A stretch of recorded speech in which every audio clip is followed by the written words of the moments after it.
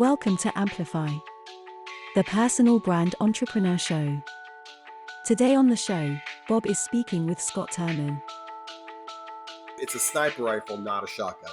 And if you write a book for everybody, you've written a book for nobody.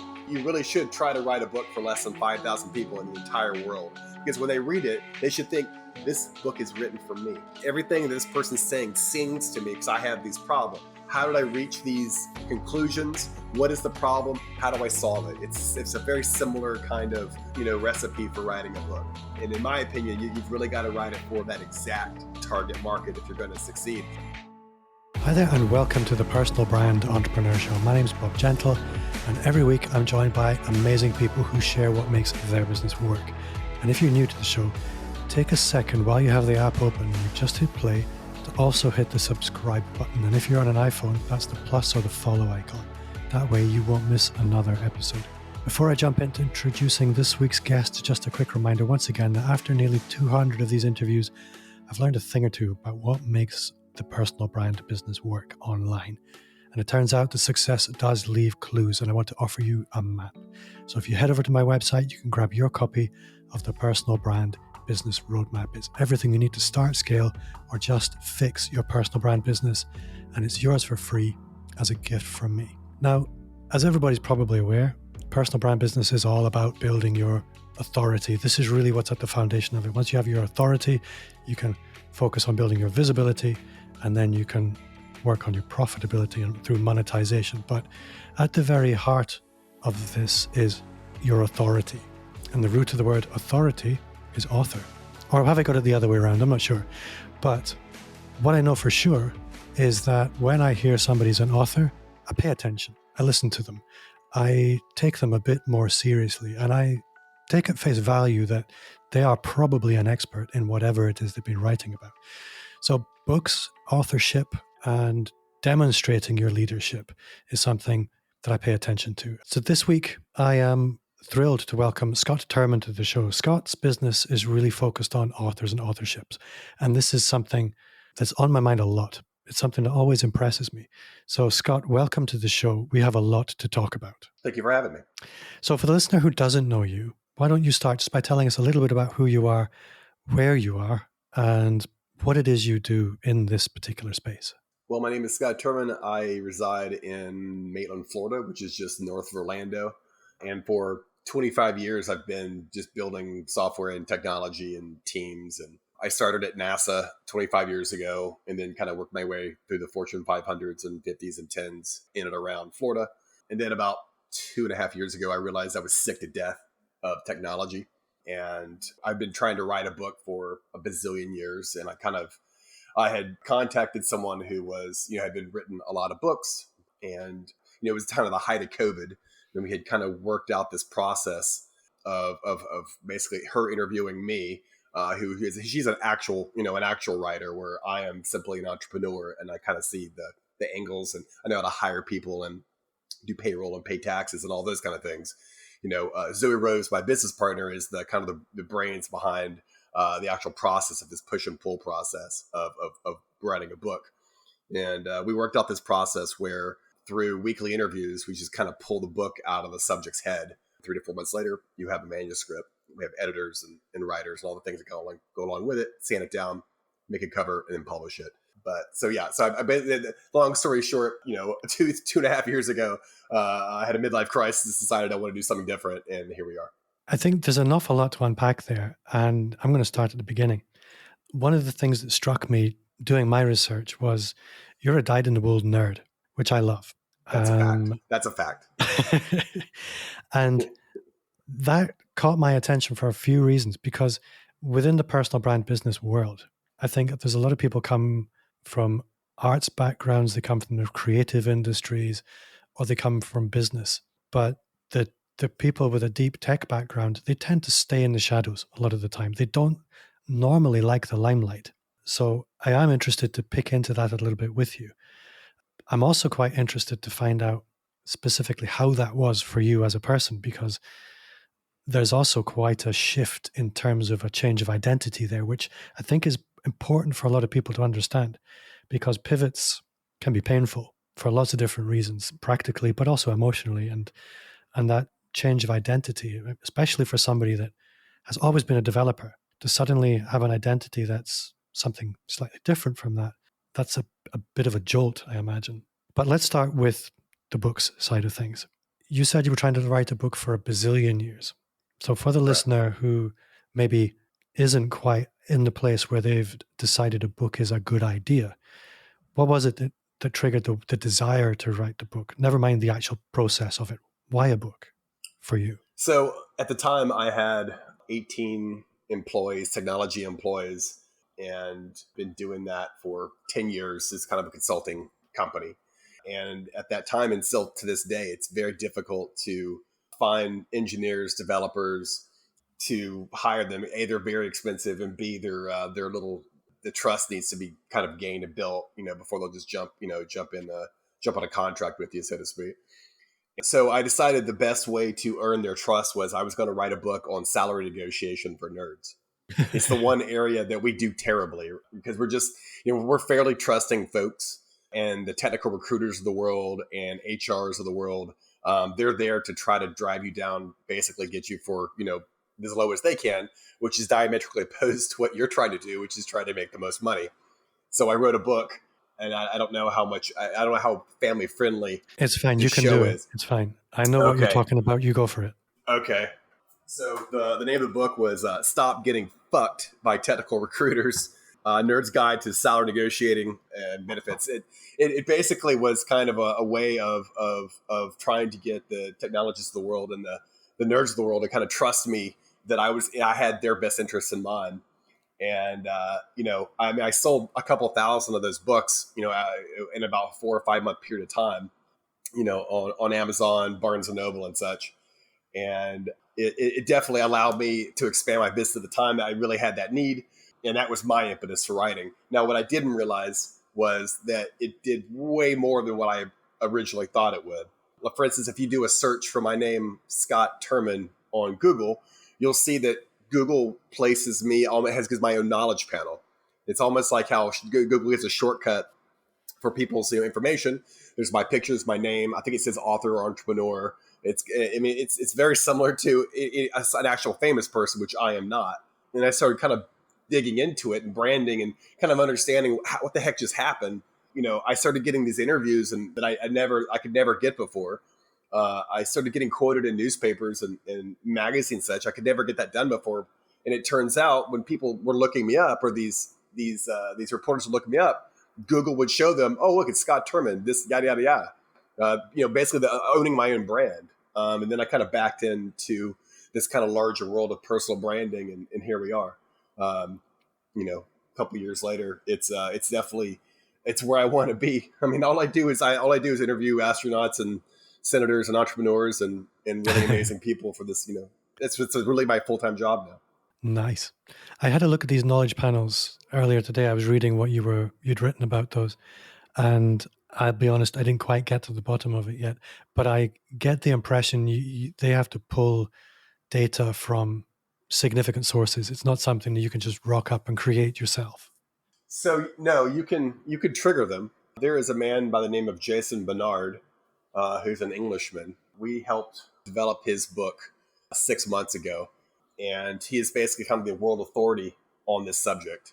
And it's his even the Google leadership looks at him as the kind of world authority in this area, and he does not work for Google. So you're basically teaching Google. Think of Google as a child, and you're teaching them about your name. Bob Gentle. We're basically trying to teach this little baby who you are, what you do, and as you train it, the Google wants to present you once they have those facts about you. So if you basically serve them up correctly and you have enough corroborating evidence, it'll trigger that knowledge panel. And that goes with, all of your, it's kind of a circular firing squad of your social media. It's all pointing to each other. You're using the same profile picture and all that kind of stuff. It's kind of by the way, being an author is the easiest way of doing it. But if you want to do it the hard way, there's other ways of doing it. I'm not a fan of the hard way. However, writing a book is kind of the hard way. Right. So I don't think writing a book is anybody's idea, the easy way. But let's talk about writing a book the easy way, because as somebody who's, I'd say maybe a quarter of a way through a book, it's not easy. So I'm curious to hear a little bit more about the alternatives to just doing everything yourself. Obviously, everything costs money, but the end result is what's important. So, what does your process look like, and how would it differ as an experience from simply grinding it out yourself? And I guess an important element of this is I do wonder where if you're not going through the seven fires of hell to get to the end with your book, does the end result suffer? And I don't have an answer to that question, but I'm interested in your perspective. So the way that the way that we operate is we're think of it as a writing team. Everybody on the team has written multiple books. Everybody on the team has a degree in the relevant topics, and everybody there is trained on how to kind of coax the best out of you. If you were to write a book on your own, it's going to take a while. A and B, it's not going to be your full time job, right? Unless you're in the business of being an author. And with the team, they can kind of poke and prod the facts that you may or may not have saw as being relevant. We could figure out that thesis that you may have not even thought was the right thesis, because ultimately these books are not what they appear to be. Most people from the outside look at them as this achievement, and it is. But I look at it a different way. I look at it as a foundation to a brand. I look at these books as simply the starting point to building a personal brand for the writer. And and with that said, you've got to write that book through the lens of the reader. And we were able to figure all that out and define that, where the average person writing their first book would never even go that way. They would never think of that. They would never even understand where to begin unless they had kind of really invested the time in learning how the process works of writing a book. But we're all novices on our first book, right? How would we know? We've never done it before. Whereas our team has done it a ton of times. But me, as my first time author, I had no idea what I was doing. It took Zoe Rose, who had written a ton of books, to walk, to kind of coax the best out of me. And that the seven fires of hell, as you describe it, that is a pretty good way of doing it. But I think a writing team with the experience is going to get the best out of you.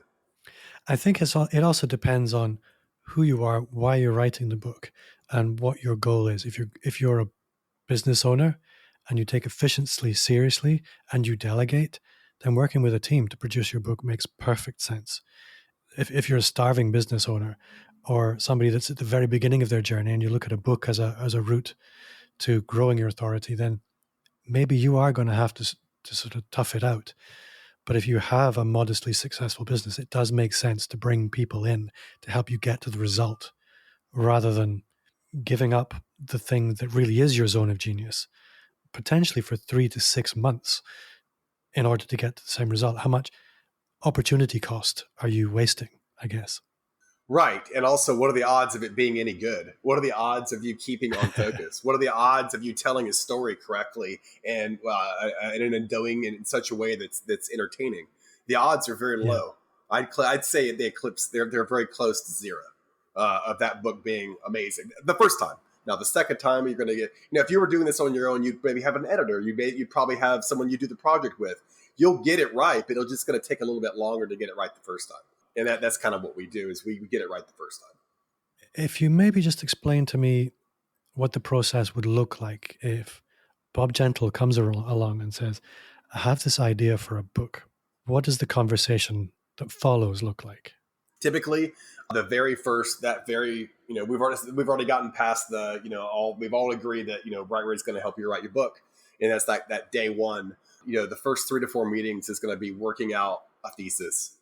What is the thesis? What is it you're trying to teach people, and why does that have value? But more importantly, what are those goals of the book? Is it to get more business for your company? Is it simply some kind of way of, kind of leaving a mark on the world and maybe, kind of leaving a legacy? What exactly is the book for? And, most of the time, 80-90% of the time, it's to close more business and or to open more doors, right? So that thesis takes a while to get just right.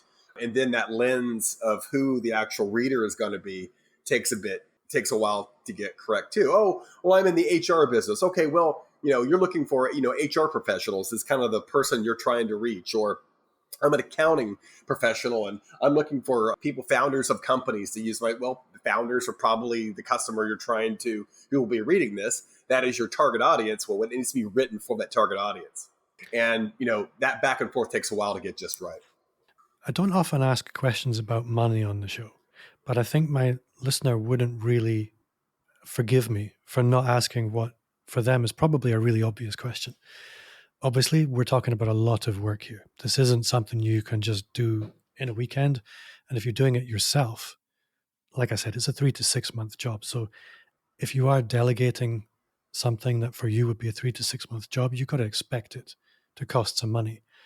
And the end result is a very valuable thing if you've done it right. So what kind of budget should people be thinking of? What sort of budget range if they're looking to bring in someone like you to work on a book with them? What is a sensible ballpark for them?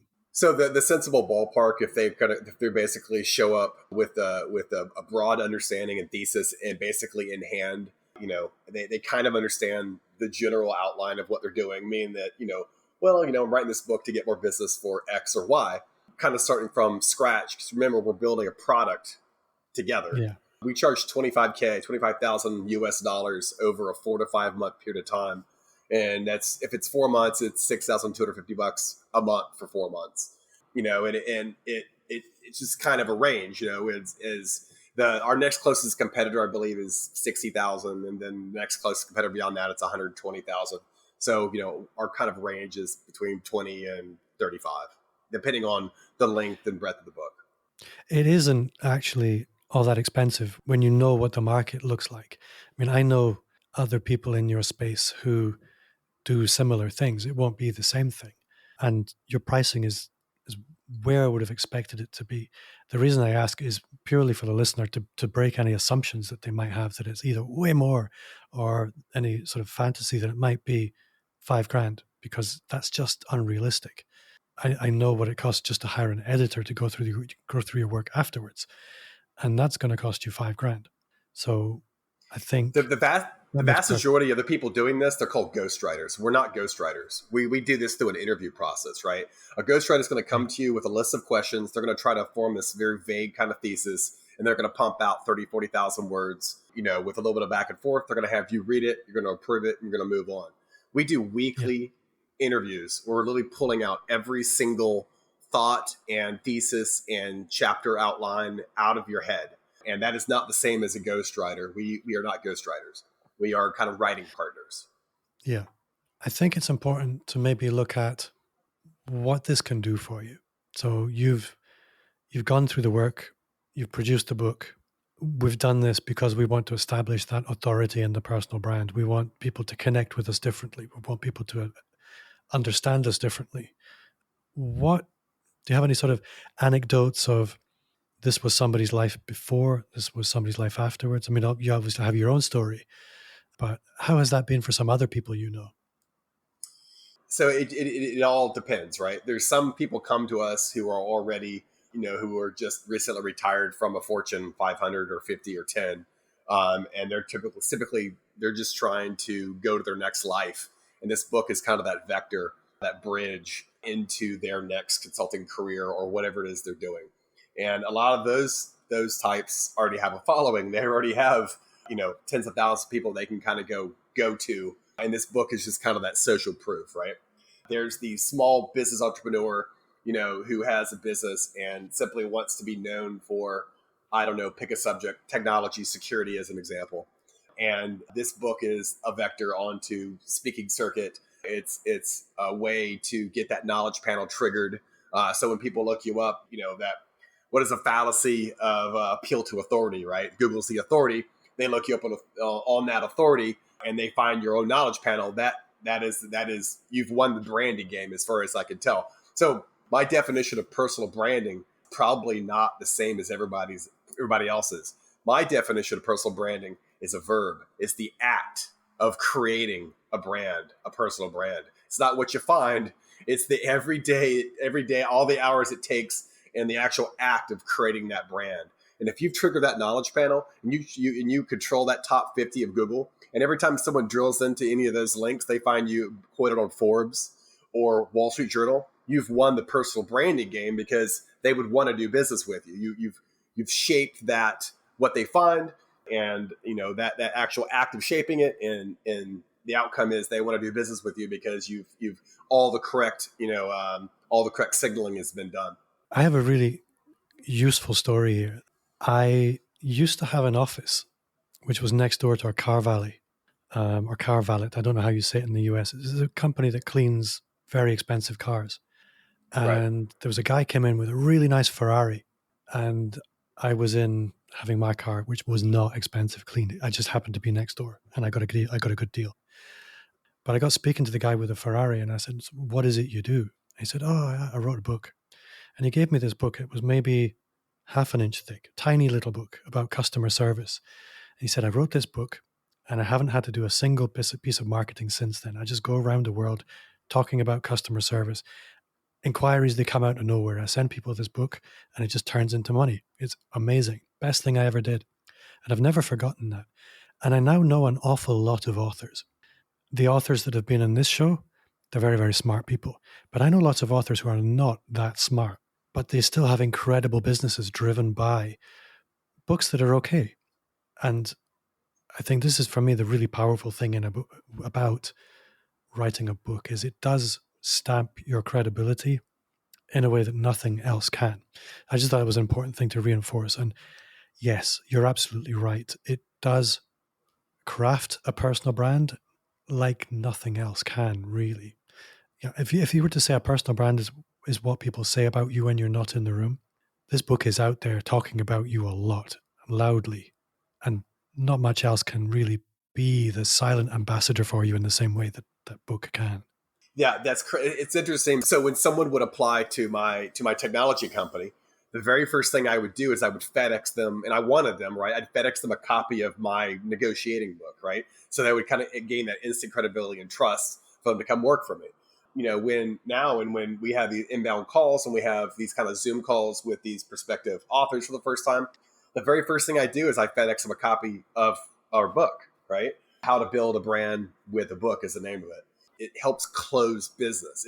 That's the primary value, in my opinion. Is obviously, like you said, it's constantly singing your praises from the highest mountaintops, but it's also a good closer, right? No one's expecting that to come. No one's expecting a FedEx copy of the book of the guy that you're talking to or doing business with, in the mail 3 days after you talk to them. It's a kind of a powerful way of kind of keeping the door open, for whatever it is that you're trying to sell or whatever expertise you're trying to claim or whatever brand you're trying to, portray.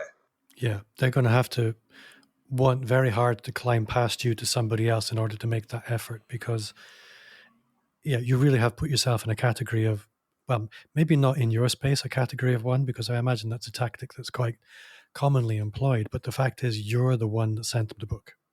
And that's a very intimate play, really. Yeah, we have a few people that we've written books for that I have NDAs with. And I guess I'll try to be as vague as I can. They wrote the book as simple as for maybe 20 or 30 people on the entire planet because they were trying to become their family office. I don't know if you've ever heard or know what a family office is, but it is where a exceedingly wealthy person or family has full-time staff doing nothing but managing their wealth. And all you need to do is land one of those clients. So this person wrote this book for like 20 people in the entire world because he only had to land one of them to become a multimillionaire. It's like it's a sniper rifle, not a shotgun. And if you write a book for everybody, you've written a book for nobody. You really should try to write a book for less than 5,000 people in the entire world because when they read it, they should think this book is written for me and only me. I'm this everything this person's saying sings to me because I have these problems. Hero's journey. How did I reach these conclusions? What is the problem? How do I solve it? It's a very similar kind of recipe for writing a book. And in my opinion, you've really got to write it for that exact target market if you're going to succeed. Oh, and then on top of all that, you get the recognition, the things you need, is kind of quality signaling to the rest of the world as being an author. Yeah. And I think to put the money in context, I've been in coaching programs that cost a little bit less than that. not much. And the end result most people would get to after a year of talking about building their personal brand was, you know what, I think I maybe need to write a book. And you spend all that money to get to that conclusion. So why not start spending the money and just do it? Yeah, it is, and it's a scary process, right? It's because you're also kind of bearing your soul, to the team. That's also kind of scary as well. I mean, it's kind of this kind of trust relationship that's got to be built up. But by the end of it, the team knows you almost as well as anybody in the world knows you, and it's kind of a scary process. Now, unrecognizing that book has that much value that you've really got to jump on it. It's a lot quicker way of getting there. That brand recognition, writing that book is the quickest way to get that brand recognition, where sometimes it takes a while to kind of learn that. So one of the things that I see a lot and hear a lot at the moment is AI writing tools. And there's one very big AI writing tool, probably the market leader, is regularly talking about how their clients are using it to write books. And I look at that, and I've tried these AI writing tools.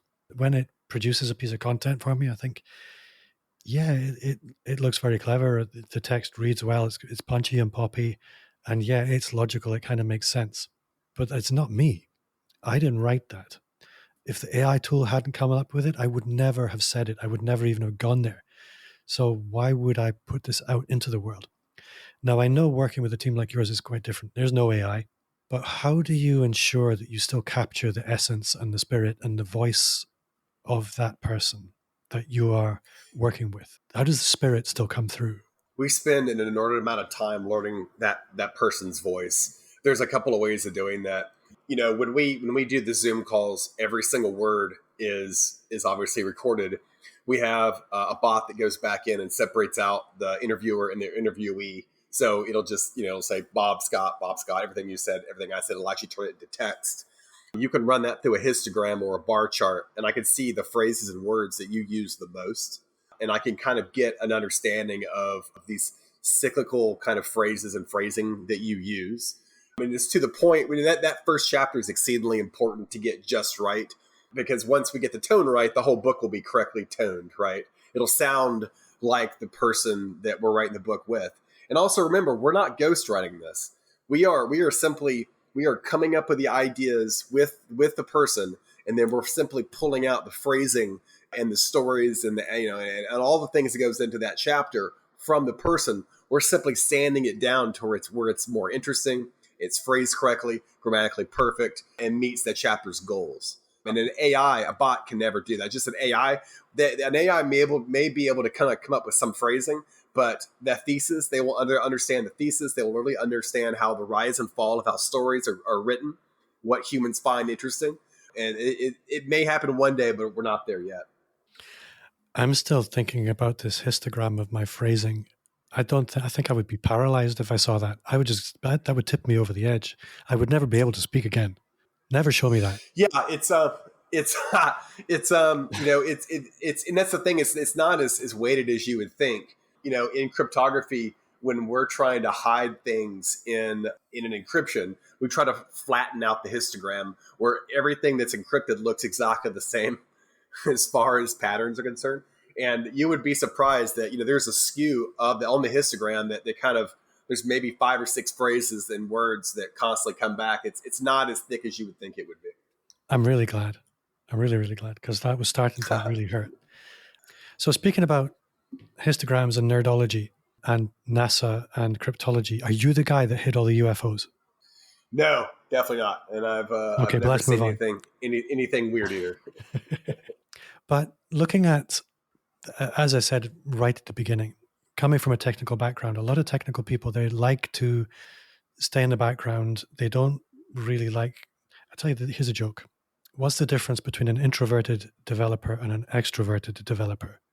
I don't think an extrovert developer exists, but what? Well, the extroverted developer looks at your shoes when you're speaking to him. Anyway, sorry. Let's move on. So no.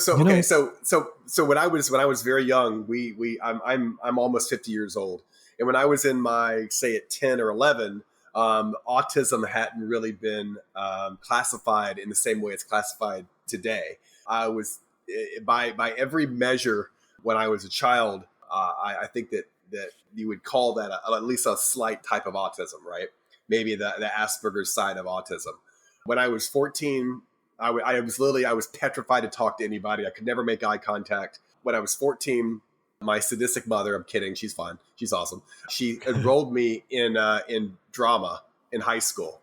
And so then for an hour a day for 4 years, I would basically do skits, which is the most terrifying thing in the history of terrifying things for someone who's an introvert. And I think I broke through whatever that is when I was 15, 16. So I call it superpowers, which is kind of that I'm on the spectrum, but I've kind of broken through that ability to kind of speak. And I've lost a lot of that fear, all the fear that kind of introverts typically have.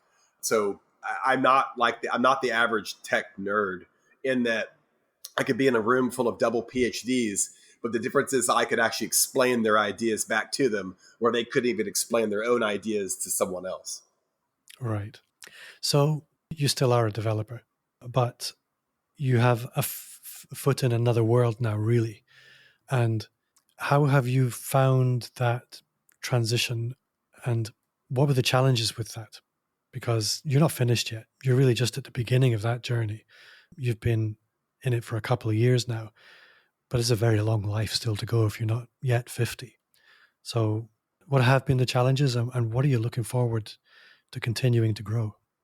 When we were when we really started kind of hitting our stride with this, and we were interviewing, these really interesting humans every single day. And when I was kind of neck deep in technology, it was just constant anxiety about, due dates and deadlines and problem solving, which I love.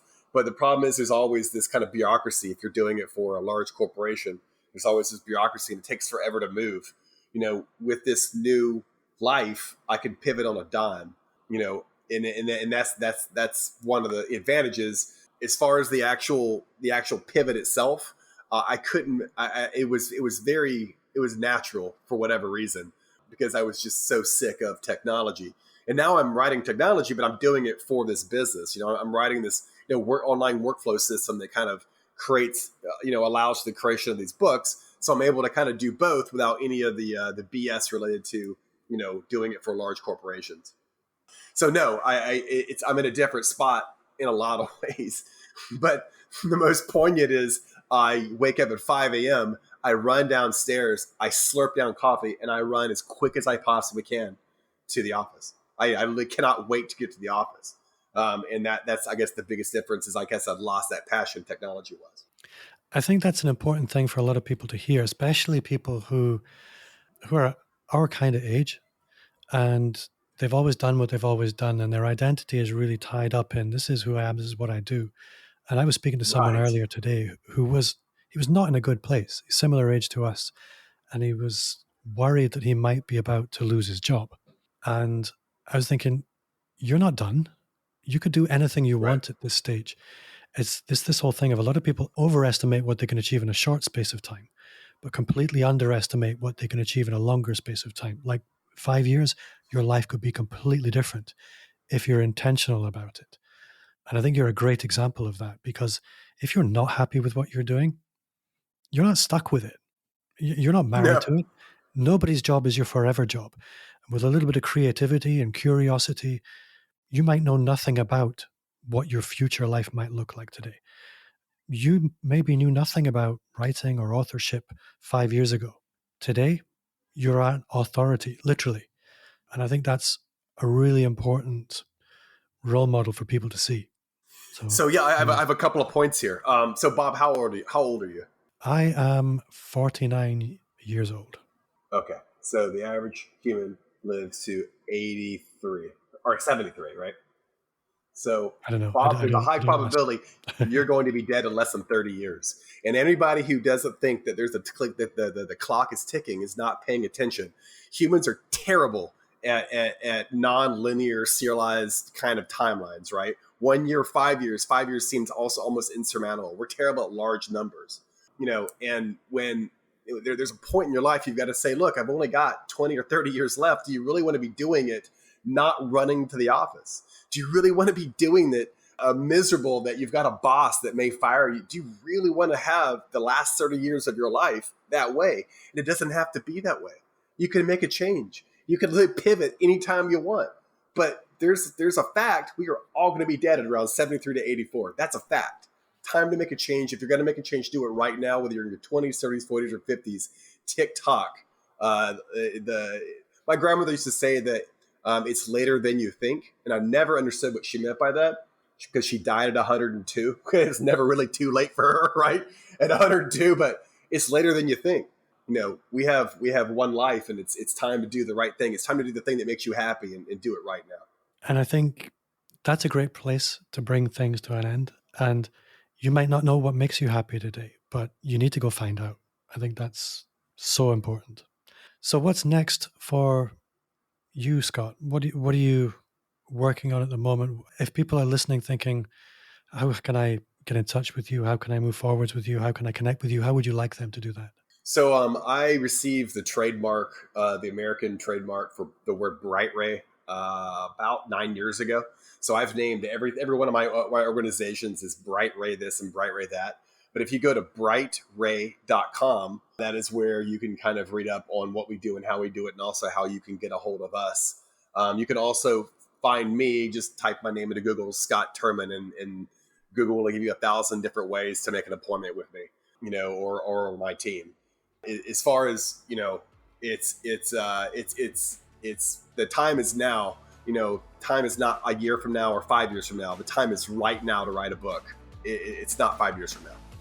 And I think it's the door that can open a whole new life. I certainly know that from most of the authors that I know. It has been a life-changing event. It's why it's a top priority for me. And dear listeners, why it should be a top priority for you. Scott, you have been an awesome guest. I've learned so much. I've had great fun. And I look forward to speaking to you again. And hopefully I will get to Florida as soon as I possibly can, because I love the sunshine. But for now, thank you so much for your time. And yeah, speak to you again soon. Absolutely. It was lovely meeting you. Before I go, just a quick reminder to subscribe and join our Facebook group. You'll find a link in the show notes, or visit amplifyme.fm/insiders. Also, connect with me wherever you hang out. You'll find me on all the social platforms at Bob Gentle. If you enjoyed the show, then I would love a 5-star review on Apple Podcasts. It would make my day. And if you shared the show with a friend, you would literally make my golden list. My name's Bob Gentle. Thanks to you for listening, and I'll see you next week.